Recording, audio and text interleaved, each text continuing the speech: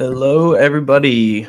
Welcome to this wonderful Sunday morning, and welcome to the Wellbeing podcast, where I will be giving you tips, tricks, and information on how to make a habit-based change to your lifestyle that produces a happier, healthier life without requiring significant restrictions. My name is Zach Bush. I will be guiding you through this, helping you out, providing all the information you need to make those small incremental steps to becoming a healthier and happier person. You can listen to all previous episodes on my Spotify channel, on my YouTube channel. Subscribe to both of those if you want to continue to support me, support the podcast, and continue to get information, up-to-date information. So today we are going to talk about exercise, activity, what are the benefits of doing both of those, the hierarchy of fitness, those stages of fitness, and how we can prioritize them, and the progression that we can expect from fitness, and how can we get started on increasing our activity level or just getting started in general, and then how can we make that process more efficient and work up that hierarchy, that pyramid that we have of fitness. So we're going to jump right into it.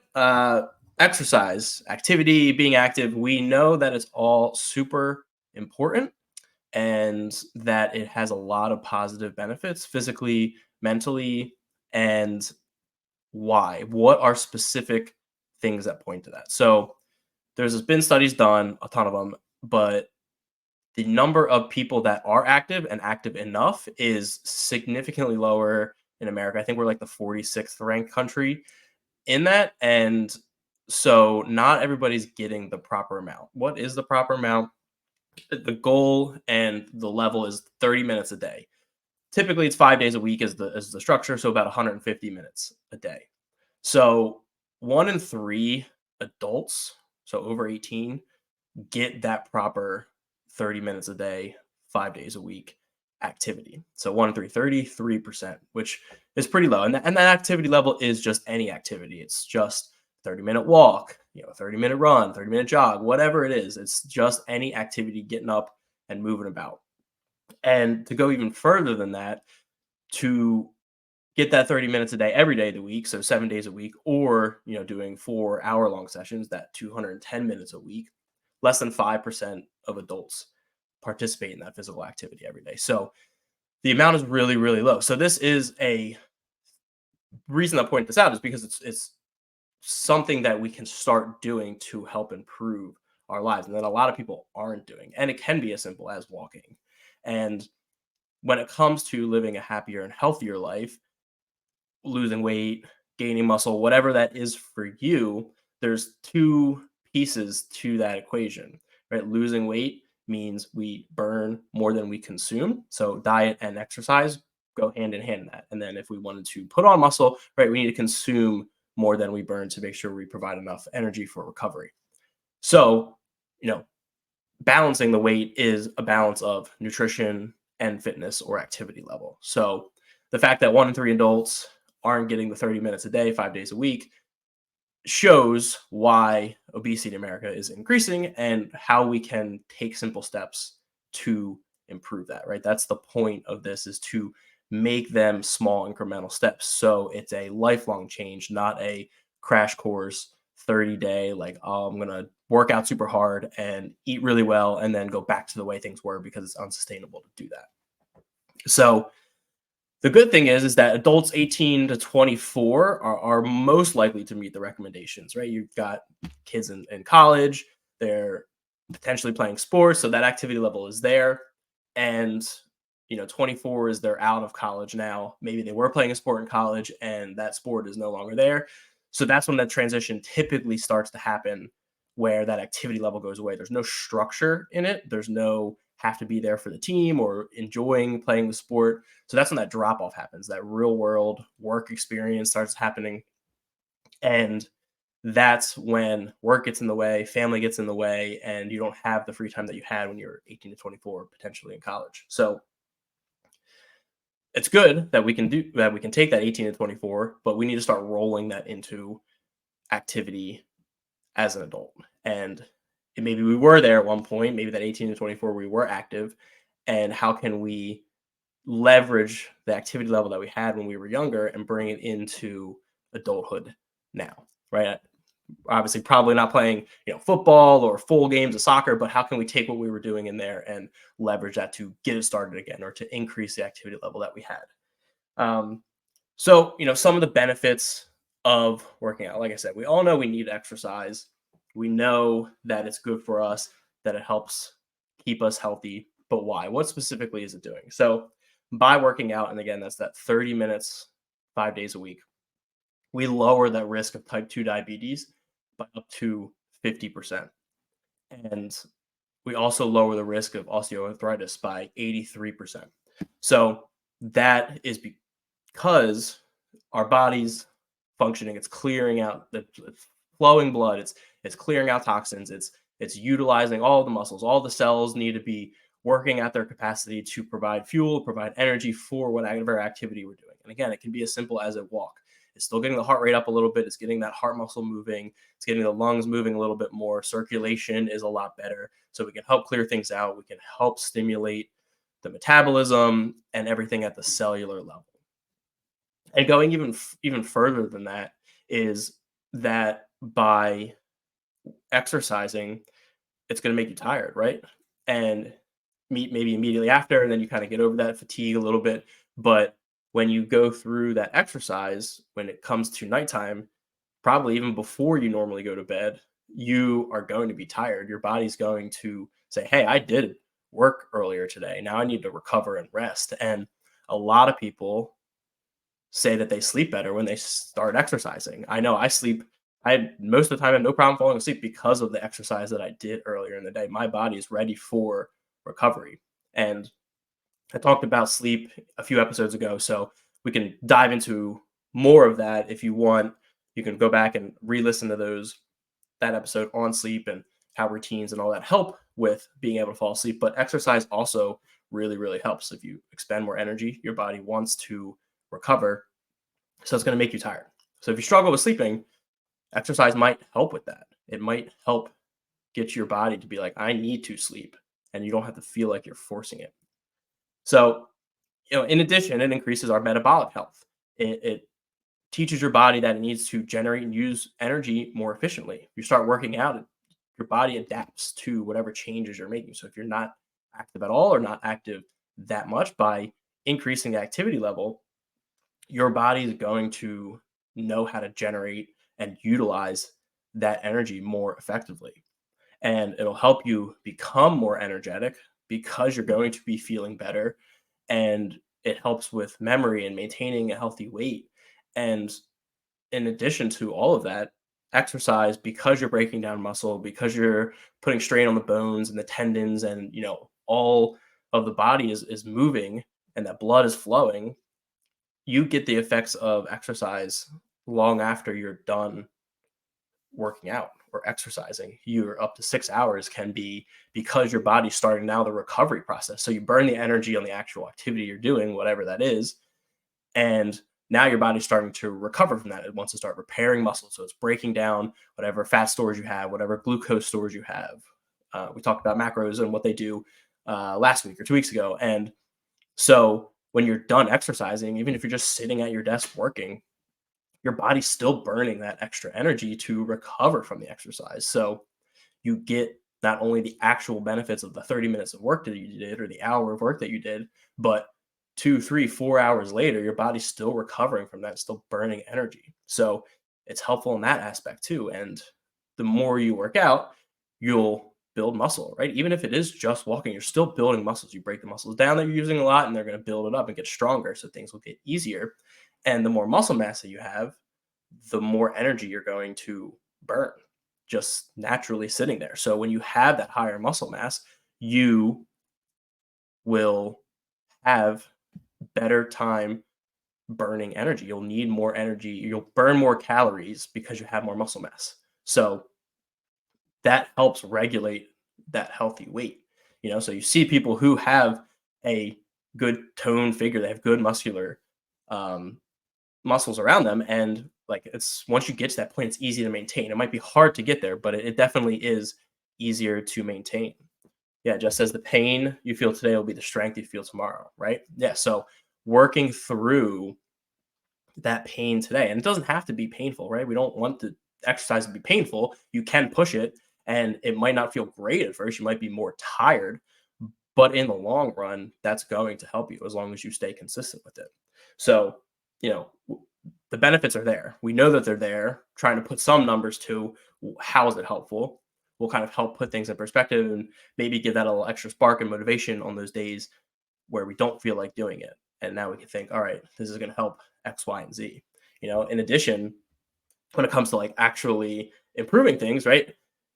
Study said that 2 to 4 days of moderate exercise. So I would say more than walking, like a jog, just a little bit more.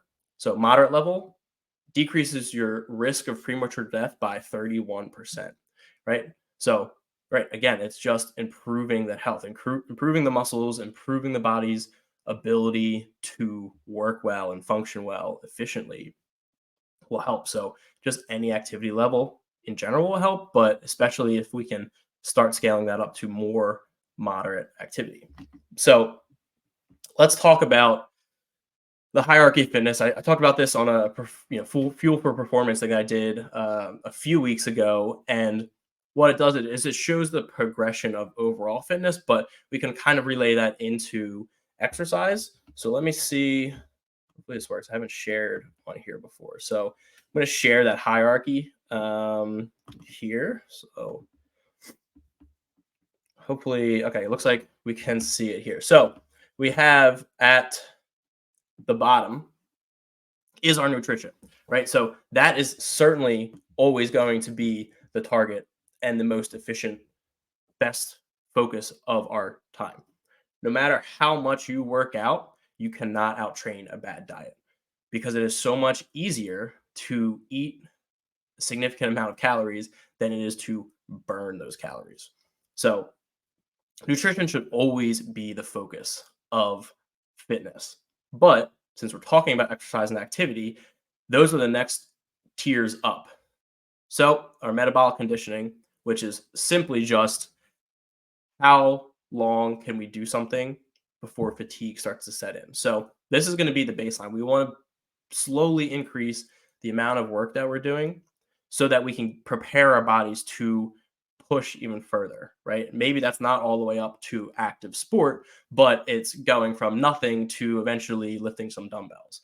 And we don't want to necessarily go from that to lifting a bunch of dumbbells or doing something for time, right? We want to go from nothing to a marathon or nothing to a 5K. We want to build up that conditioning. So, building up the metabolic conditioning, increasing whatever that movement is, running is going to be a pretty easy example. So you don't just jump right in and run 3 miles in one shot. Some people might be able to, but again, it's not sustainable. We want to do those short little steps to build a nice foundation. So going out, starting with walks. If we're going from nothing, starting with walks. If maybe we're running a little bit, can we push the pace on that same distance, or can we push that same pace at a longer distance? And it's building up that base to be able to do more things. So building up the muscles, the lung capacity, the heart rate, so it gets used to that. So when we go to that next level, it's not going to be as big of a shock to the system. That next level up, right, which we won't be able to do as efficiently if we don't have the metabolic conditioning, is gymnastics. Now, it's not like, pole or vault or, uneven bars or anything like that necessarily. It's think of it as spatial awareness, how to move your body, and really how to, you know, just having spatial awareness and being able to feel and control your body well. And what that does is it sets up for us to be able to start doing weightlifting and throwing, which is using those external objects like a barbell or, a dumbbell, and learning how to move that will help us develop more power because we can increase those weights, right? Running, you can maybe put a vest on, but long term, there's only so much you can add on there. But when you get into weightlifting, you can increase that weight. Maybe you're starting with a 10-pound dumbbell or a 45-pound bar, and then you're increasing that weight over and over and over again. You're developing more power and more strength. So it's a lot easier to increase the weight and increase power and build muscle than necessarily just building up running. And then finally, putting all of those together is sport. So now we can focus on just the general preparedness that we need to do whatever sport that is, right? If it's a triathlon, awesome. We can still use the metabolic conditioning. Obviously, that's going to be helpful with the running and biking and swimming. But to gymnastics, right? We have that bike. It's an external object. You're sitting on it. It's kind of attached, but it's still an external object that you're going to have to navigate. And then start training for that, right? The weightlifting, the more power that you have with the weightlifting is only going to help with the triathlon. I know when I was in college and had more free time, I continued doing a lot of the CrossFit stuff, the Olympic weightlifting, the power cleans and the snatches and the box jumps. And I remember after doing that for a few years being in college, and I'm not a big guy, 5'8", if you ask my wife, 5'9", if you ask me. And, you know, I'm not this big bulky guy, but like I felt more confident. I felt more powerful on the soccer field. I felt like I could jump higher than somebody that was, 6 foot tall and be able to win out something because I built all of that foundation and built that power. So it helps in sports. It helps in, even just like going through that triathlon, like having more power on the bike is going to be helpful. And that's why I think everybody should do some kind of weightlifting. I see Luke's in here. He's a lifter. He loves lifting. So like that's going to be a huge help in any facet of your life. When is strength not going to be helpful, right? And I think too, the fear is, especially for women, is that they're going to get extra bulky when they start lifting weights, right? And a lot of times you see the women who maybe are a little bit bulkier, especially if you watch CrossFit, right? But you have to remember that's their full-time job. Like they are eating and training all day and really specifically doing it to build that muscle. And it takes a lot of work to get there. If you're casually Olympic weightlifting, chances are you're probably not going to get bulky and jacked. You'll get stronger, which is ultimately the goal, and you will feel better, which is the goal. But weightlifting is something that I highly recommend, those external objects for anyone and everyone. So that's the hierarchy, and they build on each other, right? You could go from having a good nutrition to going to gymnastics and working on or weightlifting and working on those external objects, but you may not see the results as quickly, and you might plateau quicker because you don't have that foundation of metabolic conditioning. You don't have the ability to do activity for a long period of time, or you might not be able to recover as quickly. So rather than being able to go every day, you have to go every other day because you need to give yourself more time. So while you can jump over a couple of levels, you just may hit a plateau faster. It doesn't mean you have to follow it. It's just you have to recognize that they build on each other and you can jump around. And I think, as somebody who does CrossFit, and this is a CrossFit source, is they want to cover everything. You want to build all of these components up because that's going to be the fittest person can do anything and everything. You are not specialized in one thing. You're good at everything. And I think that's super important. It's nice to be able to go and do this triathlon that I'm going to do. Now I am going to train for it. I'm going to run and bike and because I don't do that stuff often. I haven't been in the pool in forever, but I have the confidence because I have that metabolic conditioning. I have the gymnastics, I played sports and I built all of the levels of this pyramid that I feel like I can jump in and do anything. And I think ultimately that's what we all want, is to be able to not have to worry about not being able to do something physically, and exercise and activity is going to help us get there. So I love this resource. I think it's a great thing to remember and consider, and just keep it in mind as we go through, not only future podcasts, this podcast, and then even past ones. Like, it's such a good reminder. The one thing it does not include in here that I think should be important to note is sleep should be in there somewhere. I'm thinking between nutrition and metabolic conditioning, because if you don't sleep well, none of it really matters because you're not recovering well. So I think nutrition and sleep are super, super foundational to the rest of it. So let's jump into, all right, we know why exercise is good for us. We know the different levels of fitness and the hierarchy and how we can prioritize it. So, what should we start with if we're no or for somebody who isn't doing anything or doing very, very minimal, especially if we're under that 30 minutes a day, 5 days a week?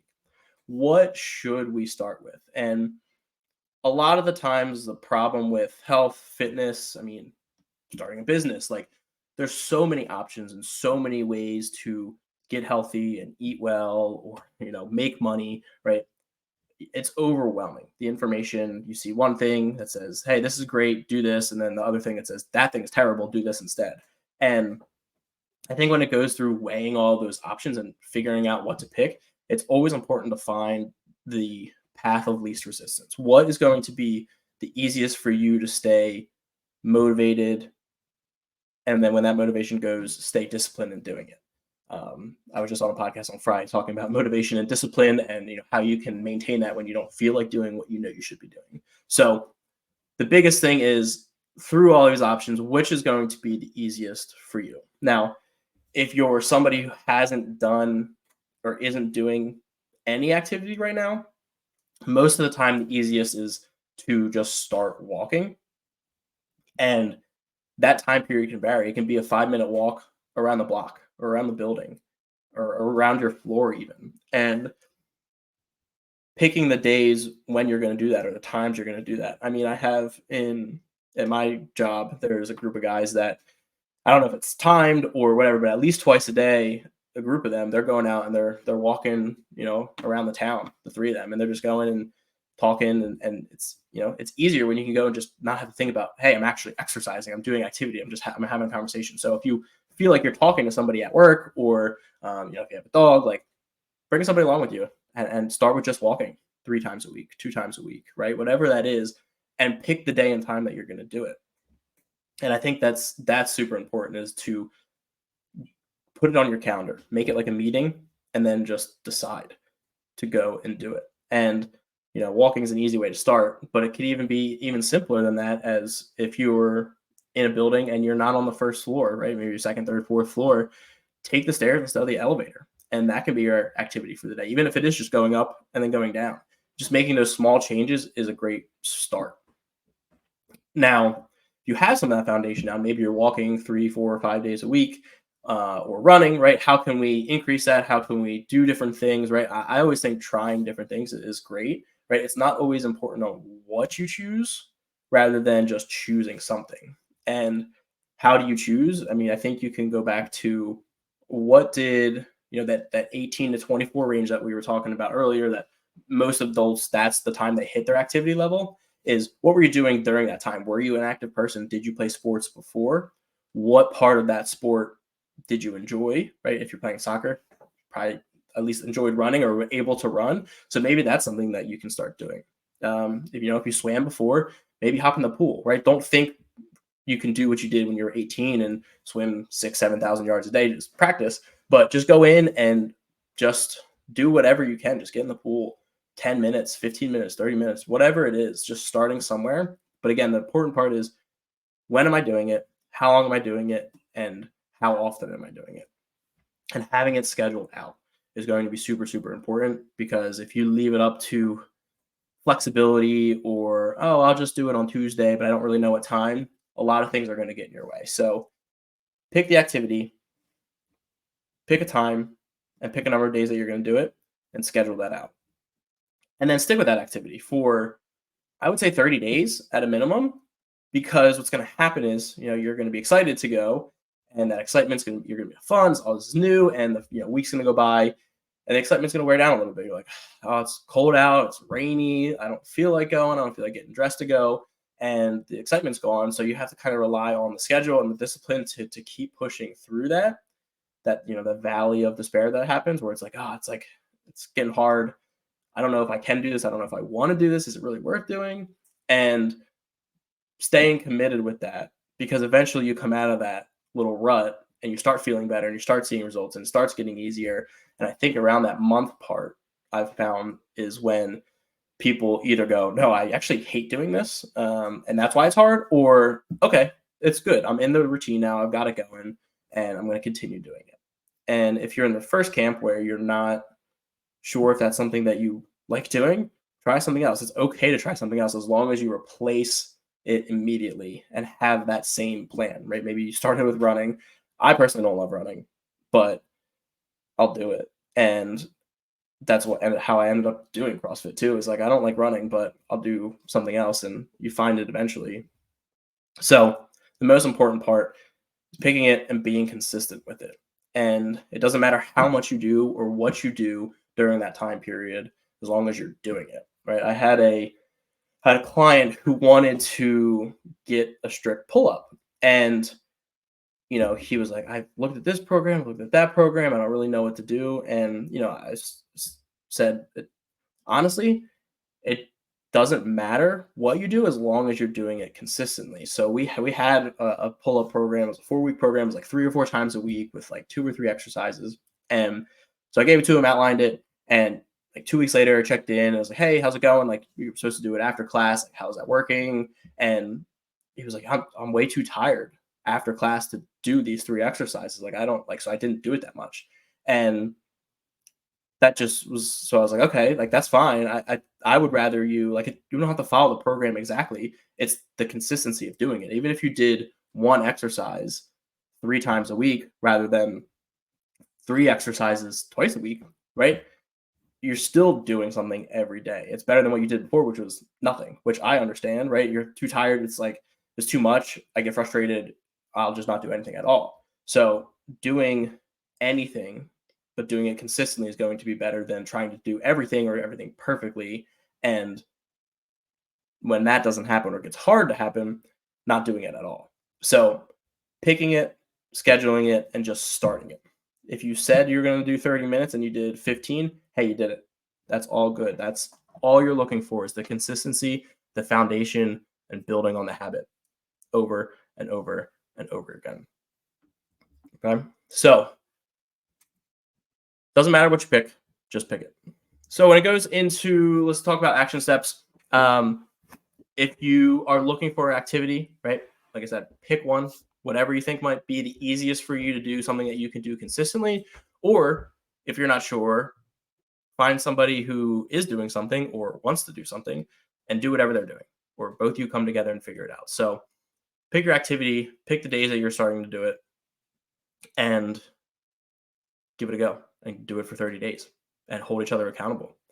And if you're already doing something, I encourage you to either increase the amount you're doing it. So if you're doing CrossFit 3 days a week, see if you can add another day in there or mix it up and add a day of running in there. Or even I had a client who was doing 4 days a week of CrossFit and felt like it was too much. And so we backed down and did 3 days of CrossFit and one day of like a dance class. Like she loved dancing. So, you know, the balance there kept her going more and made her enjoy it more. Because at the end of the day, we want to enjoy it. So switching it up, adding something new in there, trying something new, just because you're already doing something doesn't mean it's the best for you right now. And having the wide range of skills to do whatever is super helpful. I know I like mixing things up. I went through a period of time, probably almost a year ago, where I was strictly Olympic weightlifting, snatches, clean and jerks, all that stuff. I didn't touch CrossFit for 3 months, and it was fun. I enjoyed it, but man, by the end of it, I was ready to get back into CrossFit classes. I was ready to get back into doing other things, and you know, it kind of reinvigorates the things that you're already doing. So even if you already are super active, trying something new to mix it up always helps. It brings in that new energy, that new flair. Maybe meet some new people doing it. So always recommend switching out a day or adding a day of something completely different. And I think it's easy to get stuck in the rut of doing the same thing over and over again. Like I said, I like changing it up, but CrossFit's great. The classes are great, but it does get old sometimes. And so I'm looking forward to swimming and biking and running as part of a supplement to CrossFit and mixing it up. And because even though I've been doing it for so long, it does get stale. So try something new if you're already doing something consistently. I know a ton of people use CrossFit as their base to work up to that top of the pyramid where there's a sport, and now they can start training specifically for that and then using other things as a supplement.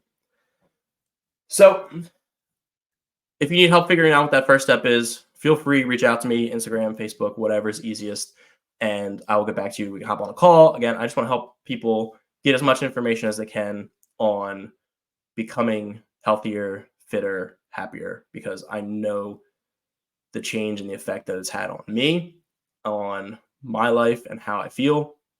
And I just want everybody to be able to feel like they can do that too.